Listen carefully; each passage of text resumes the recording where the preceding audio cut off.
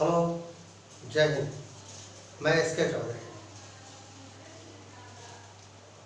मेरे वीडियोस को देखने के लिए आप लाइक करें, सब्सक्राइब करें और शेयर करें। मैं आपके लिए इंग्लिश ग्रामर से संबंधित ढेर सारी वीडियोस को लाता रहूँगा। आज मैं आपको पढ़ाने जा रहा हूँ प्रेजेंट इंडेफिनिट टेंस या सिंपल प्रेजेंट टेंस।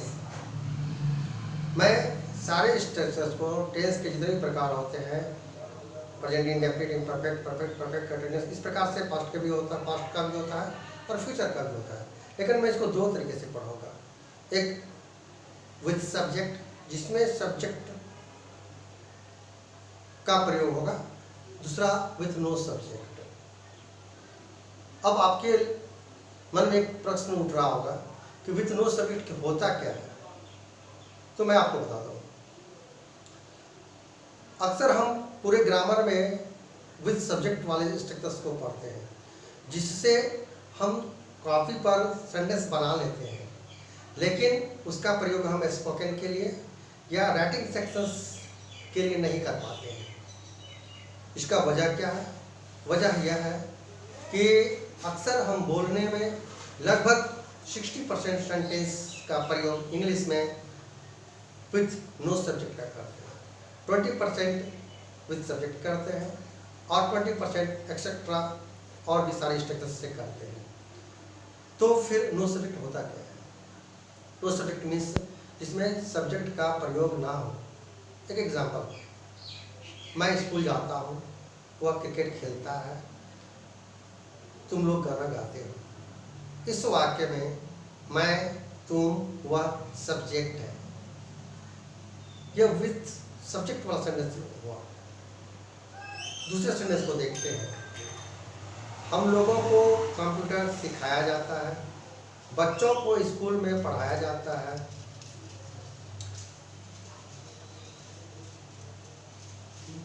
बिहार में अंग्रेजी बोली जाती है, गरीबों का मदद किया जाता है, सब्जियां बिकती है। जितना भी मैंने सब्जेक्ट सेंटेंस बताया, इसमें सब्जेक्ट का प्रयोग नहीं है। ऐसे सेंटेंस को विथ नो सब्जेक्ट कहते हैं। मैं वॉल्यूम 1 में विथ सब्जेक्ट वाला स्ट्रक्चर बताऊंगा, फिर वॉल्यूम 2 में विथ नो सब्जेक्ट का स्ट्रक्चर बताऊंगा। तो आइए देखते हैं प्रेजेंट इंडेफिनिट टेंस का विथ सब्जेक्ट के साथ।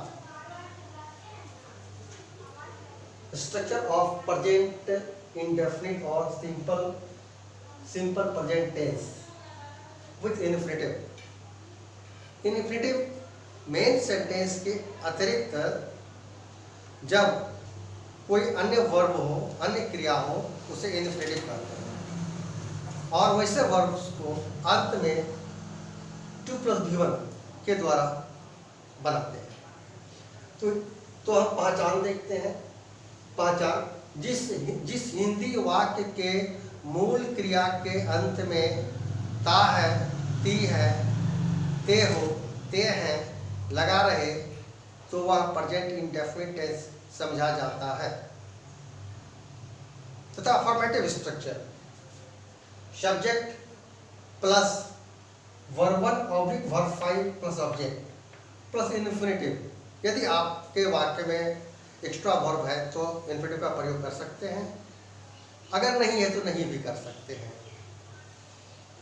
अब प्रश्न है कि वर्ब 1 और वर्ब 1 ऑब्लिक वर्ब 5 का प्रयोग होता कैसे है? जैसा कि मैंने यहाँ दिखाया है, I, we, you, they, plural subject boys, girls, teachers के साथ वर्ब 1 का प्रयोग होता है।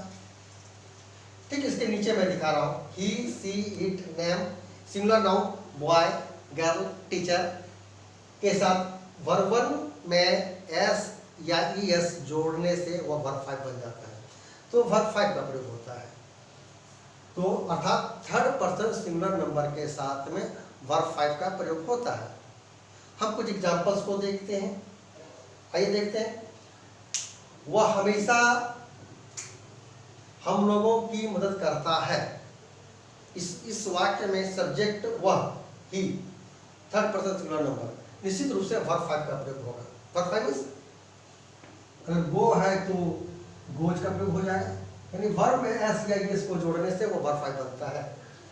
तो एग्जाम्पल यहाँ दिया हुआ है, ही ऑलवेज, हमेशा, मदद करना, मदद, हेल्प, हेल्प का वर्ब 5 फॉर्म्स, हेल्प्स अस, ही ऑलवेज हेल्प्स अस। इस वाक्य में subject third person singular number होने के कारण वर्ब 5 का प्रयोग किया गया है, ही always helps us. Next sentence को देखते हैं, हम लोग पैसा कमाने के लिए काम करते हैं। इस वाक्य में एक्स्ट्रा वर्ब का प्रयोग हुआ है, पैसा कमाने के लिए। मेन सेंटेंस है हम लोग काम करते हैं, तो पहले मेन स्ट्रक्चर्स के द्वारा हम मेन सेंटेंस को बनाएंगे। वी वर्क, चूंकि यहाँ मैंने दिखाया वी के साथ वर्ब का प्रयोग होता है, तो वी वर्क पैसा कमाने के लिए इन्फिनिटिव है, अतिरिक्त वर्ब है, टू अर्न मनी। उसी प्रकार बच्चे पढ़ने के लिए स्कूल जाते हैं, go to school to read. Children go, चूंकि चिल्ड्रन प्लूरल सब्जेक्ट है, इसके साथ वर्ब का प्रयोग हुआ है, children go to school to read. इस प्रकार से मैंने स्ट्रक्चर्स के द्वारा सब्जेक्ट के साथ वर्ब 1 और वर्ब 5 का प्रयोग करके मैंने बताया। इस प्रकार से मैंने कुछ सेंटेंसेस को बनाया है, और इसके बाद फिर मैं negative, interrogative negative, WH question affirmative और डब्ल्यूएच क्वेश्चन नेगेटिव के बारे में बताता हूँ।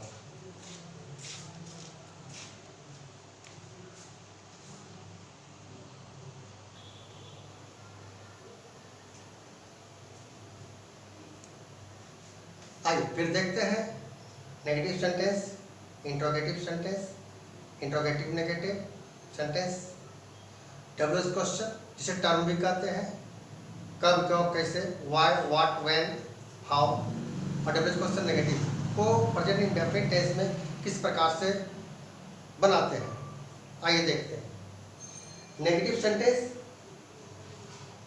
स्ट्रक्चर है आपका subject plus do does plus not plus given plus subject. Do does का प्रयोग हम सब्जेक्ट के अनुसार से करते हैं। यदि सब्जेक्ट आई, वी, यू, दे या प्लूरल नाउन है, बॉयज, गर्ल्स, टीचर्स, तो डू का प्रयोग होता है। चूंकि वर्ब 1 जो होता है हमेशा ही प्लूरल फॉर्म में होता है, और वर्ब 5 हमेशा ही सिंगुलर फॉर्म में होता है। यदि subject he, she, it, name या सिंगुलर नाउन है, बॉय, गर्ल, टीचर, तो डज का प्रयोग होता है। तो जैसा कि मैंने बताया, subject plus do does plus not plus given plus subject. Ram बाजार नहीं जाता है, Ram does not go to market. Interrogative में क्या का प्रयोग होता है, क्या राम बाजार जाता है। स्ट्रक्चर से do does plus subject plus given plus subject, does Ram go to market. फिर ठीक उसी प्रकार क्या राम बाजार नहीं जाता है, does Ram not go to market. Ram बाजार क्यों जाता है, डब्ल्यूएच क्वेश्चन के माध्यम से देखते हैं। क्यों, पहले हम क्यों का डब्ल्यूएच क्वेश्चन यहाँ सेट करेंगे, why does Ram go to market. ठीक उसी प्रकार से राम बाजार क्यों नहीं जाता है, why does Ram not go to market. इस प्रकार से आप सेंटेंस को affirmative, negative, interrogative negative, WH question affirmative और डब्ल्यूएच क्वेश्चन नेगेटिव में प्रत्येक स्ट्रक्चर से आप कम से कम मिनिमम 5 सेंटेंस को बनाएंगे, जिसमें आप डू डज का प्रयोग मिलाकर करेंगे। कुछ सेंटेंस में डू नॉट का प्रयोग होना चाहिए, जिसे शॉर्ट में डोंट भी कहते हैं, और कुछ सेंटेंस में आप डज का प्रयोग करेंगे, इन शॉर्ट डजंट कहते हैं। तो इस प्रकार से in every structure you compose 5